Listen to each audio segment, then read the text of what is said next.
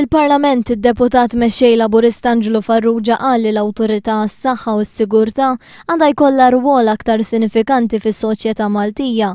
Qal li l-infurzar jista' jkun effettiv biss jekk ikun hemm biżżejjed uffiċjali tas-sigurtà u mhux kif qed jiġri issa fejn hemm uħud minnhom illi spiċċaw jagħmlu xogħol klerikali. Din l-awtorità tkun iffukata kontinwament biex tħares saħħet il-ħaddiema, biex tevita inċidenti li jistgħu jiġu evitati, Mr. Speaker, biex tqajjem kuxjenza fuq is-saħħa u s-sigurtà fuq il-post tax-xogħol.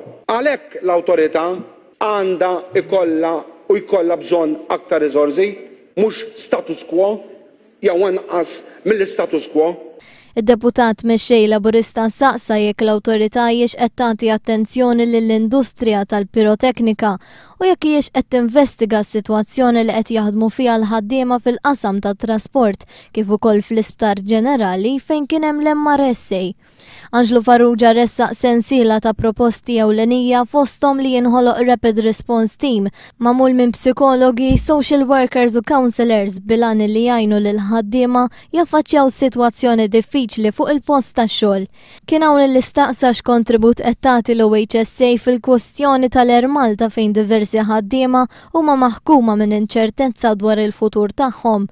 Fid-diskussjoni parlamentari dwar l-estimi tal-OHSA intervjenit il-kelliem ewlenija Laburista s-Saħħa Mary Louise Colejro Preka.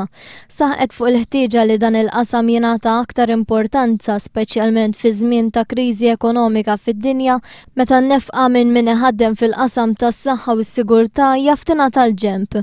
Mary Louise Colejro Preka qalet li n-nefqa li alloka l-Gvern għas-saħħa u s-sigurtà minn sena l-oħra qed tibqa' l-istess.